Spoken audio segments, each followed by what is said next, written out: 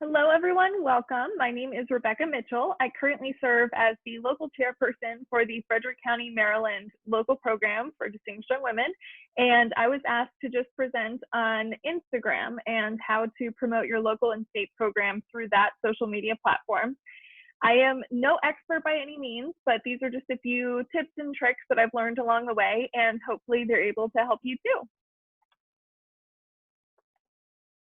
So what is Instagram? It's a free photo and video sharing app. If you haven't seen it, it literally looks like a bunch of photos. There's over 1 billion active users monthly, and the largest age category demographically is 18 to 24-year-olds, and that's followed closely by the 25 to 34-year-old category. It's about 52% women demographically, and the top country that uses it is the US. So why use it for Distinguished Young Women? It helps you expand your audience to gain more participants, donors, and volunteers. It's a very popular site among the target age range, mostly participants. So if you are more on the Facebook side, that's actually kind of working its way into Instagram now. And it also helps you to gain credibility to show what the program is all about and show people who maybe haven't heard of it exactly what's going on.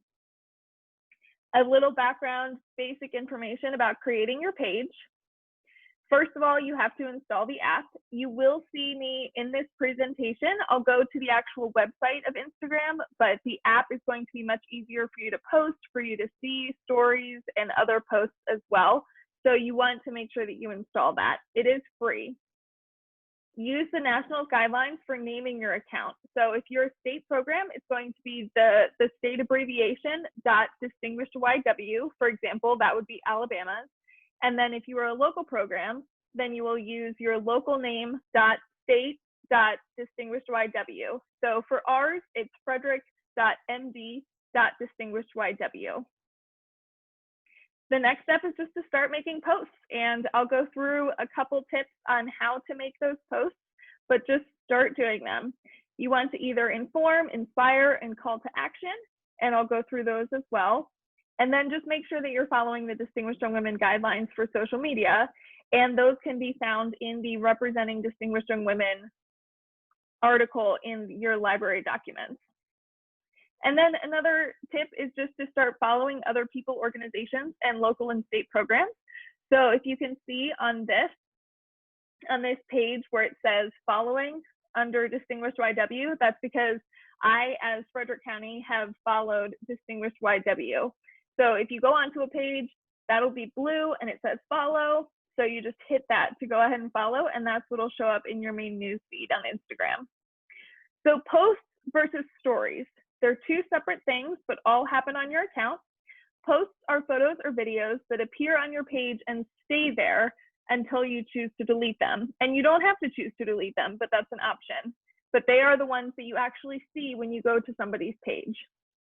They have captions, and people can comment and like the post. Stories will show up as a red circle around your profile picture. That's how it indicates that you have a story to share or that somebody has a story. They don't actually appear on your page. They are there for only 24 hours unless you add them to your story highlights, which we'll go over. It's great for sharing any videos and photos that you don't want to actually post. It might be something that you just need to share or some information that you need to get out that you don't have to make a post about, but it'll show up and it keeps your activity going. The most important part is to just be consistent, whether you use it once a day, once a week, something consistent to keep people engaged and keep people informed. And stories are a great way to do that if you don't want to continuously post, but it's just important to keep active. So when you're designing your post, the first question that you want to ask is, what is the purpose? Is it to inform? For example, you're sharing program information. You show the scholarships, the accomplishments that the participants are making, any life skills workshops that you have or other events that are happening. You can make a post about those to inform people. Something to inspire people. maybe the impact that the program has had either in the community or on the participants. You can highlight participants, volunteers, donors. And then another option is a call to action. And this, I mean, any of these can be combined together, but this is just another option to inspire support and keep people engaged in your page. For example, stay tuned for a big announcement, or follow our stories for some highlights on our participants. You can make a post that just has that call to action that keeps your page active and keeps your audience engaged, and they know that something's then coming, so they can keep watching for it. So choosing your photo for a post, the first question is, what are you sharing? What is your purpose? The second question is it eye-catching? So when you find a photo that shares what you want to focus on, what your purpose is, then you just want to make sure that it's appealing. It doesn't have to be the perfect photo, the perfect frame, but just, is it too dark? Does it look nice to look at?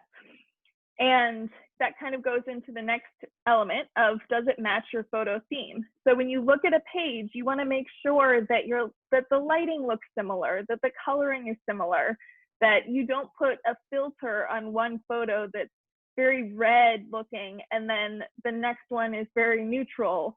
You want to make sure that they kind of line up. And then, do you have any pattern to your page, which we'll look into here. So these are a few examples of some different pages. The center is the DYW of America page that Dora's running.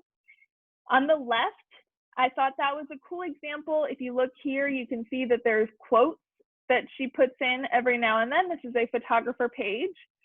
And then on the right here, I just thought this was a cool pattern that she will put some advertising, she'll put some inspiration quotes, she'll put some videos here, and then in between, she does these photos. But you see how all of these pages are great examples of just matching your photos. There's nothing that stands out as that photo doesn't match or that doesn't follow the pattern. The patterns are not necessary, but I just wanted to point that out in case you wanted to have a little fun with it, throw in some quotes on your page as well. It doesn't have to be all pictures. And just in case you're confused, this is a screenshot from one page. So each of these squares is a photo or one post that somebody has made. So next step is writing your caption for your post. The length can range. You could do a short 1 to 3 sentences. That's usually what's recommended for Facebook, but on Instagram, you also have the option of a longer post. So pros to a shorter post, it's easy to read, it gets a quick message across. This one is a great example. The caption that we put was just orientation for the class of 2021. Easy, people could read it fast, and the only issue is it doesn't share a lot. It's not expressing, oh, we had such a great time with the girls, they learned their fitness, we got to talk through the program, we're so excited to have over 20 participants. So you will capture your audience, but you don't necessarily get to share a lot of detail. So then you have the option of a longer post or a longer caption, almost like a mini blog. The pros are it tells a story and it shares a lot. Cons, you may lose your audience partway through. If it's too long, if there's too much information, you might lose them. So just figure out, what do you need to share? What do you want to share? I usually use the longer captions if we're highlighting one of the participants or we want to explain an event that we're doing. And then the shorter ones, it's just, if you're sharing a fun photo, you don't have to put a lot of detail. So you can just put a short caption on that. The biggest tip is just follow the DYW spirit when you're writing a caption. Make it encouraging, make it exciting, and make it celebratory. That you just want people to feel that energy and you want them to feel that that's what DYW is about. Some additional elements to consider: hashtags. If you don't know what hashtags are or you haven't used them, they're actually very useful to expanding your audience and getting more people to find your page than they normally would. So you can connect your post with certain themes or subjects. For example, down at the bottom there, you see that on this post, we had hashtag distinguished YW, hashtag DYW 2021, hashtag fitness, hashtag scholarships. And if you're confused as to why it's a pound sign, it is. That's what hashtags are. But I'll show you in a little bit. When you actually click on those hashtags, it brings you to a link that shows all of the photos that have used that hashtag. So it's incredibly useful. For example, if you have hashtag scholarship, if somebody just searched scholarship in Instagram, it could pop up with that hashtag and they could see this post and get connected with you that way. It's also really useful if we want nationals to see the photo or just want to connect our program with distinguished young women in general. If you use those hashtags, your photos will appear with theirs in that grouping. Another thing to consider is tagging. So one option is tagging other accounts. For example, on this photo, you see we tagged DYW Maryland. This is an option when you're making your post, it'll say tag people. So you hit tag people, you search the account and just click them, or you hit tag people, you hit the photo somewhere so it pops up and it says, who's this? And then you search the account and tag them in there. It helps because it shows up on their account in their tagged photos section. So again, it helps you to widen your audience. If you have any organizations that you are working with, it's a great way to get connected with them. If they're tagged in it, then they're likely to share it. So then you get their audience as well. And then you can also tag locations. Again, an option while you're posting photos, it'll say add location. So if you add a location, especially a specific one, it helps a lot because it'll help connect your program to various spots if anybody's looking up a location. For example, with my photography business, I had somebody that just looked up Frederick, Maryland and photographer. And because I had tagged Frederick, Maryland in a lot of my posts or used a hashtag that says Frederick photography, they found me that way. So using locations is huge, and it helps those locations as well to feel seen and feel included in your post. So we've gotten through posts. Again, those are the ones that appear on your page. Now we'll go into a little bit of the stories and Instagram Live. So stories are the thing that disappears after 24 hours. You can add them to your story highlights to keep them on your page. You can be creative with them. You can add words, you can add stickers, you can add effects. And it's great to share images, information, or short videos that you don't necessarily want to post or you don't want to use the space on your page for. You're not going to run out of space on your page, but in case it's just something that doesn't quite match on your page or you don't want it to stay there forever, stories are great. And again, it keeps your page active without you having to post all the time. So if you are on your Instagram home screen, and I'm just going to show this to you on my phone here. So if you are on the main page here, if you just swipe this right, you get to here. You can see all this reflection. It gets to a camera that you can either choose to use one of your photos, or you can take a new photo or a video, and that's what gets added. That's where you can add it to your story. So an option on your story screen is doing live. So Instagram Live also disappears after 24 hours, but it's broadcast live. It's like a story, but it's happening in real time. So when you post it, you can't fix it afterwards. The only option is to delete it because it comes, it gets broadcast, everybody can immediately see it. To save the live video, if you're doing something, for example, we did our awards announcement on Instagram Live for our local program, and you have to save that video immediately after you finish recording. You cannot go back and download it later, unlike your stories. Your stories you can save afterwards. Instagram Live you cannot. So make sure that if you want to save anything, then you save it immediately afterwards. Instagram Live, if you're wondering what it's great for big announcements, Q&A sessions, if you want to do that with either one of your representatives or some of your participants. And it's just great maybe showing a glimpse of what a rehearsal would look like or some part of a performance. If you wanted to use Instagram Live during your show to showcase some of the talents, something along those lines. So some final tips and tricks. Don't overthink it. Post, see what happens. You might get 2 likes on one post, you might get 30 likes on another, you might get 400 on one. But the important thing is to post, and then you can learn how to detail your posts later to kind of work into seeing what the audience is looking for and seeing what times might be better for posting or what images might work better. So just post and figure it out. Partner with some local businesses and organizations. Again, when they're tagged in a photo, they may share it. So make sure that you're using that connection. Make sure that you're promoting other people, because then they're likely to continue to promote Distinguished Young Women as well. Make sure you interact with your audience. So make sure you're liking and responding to any comments that people put on the post.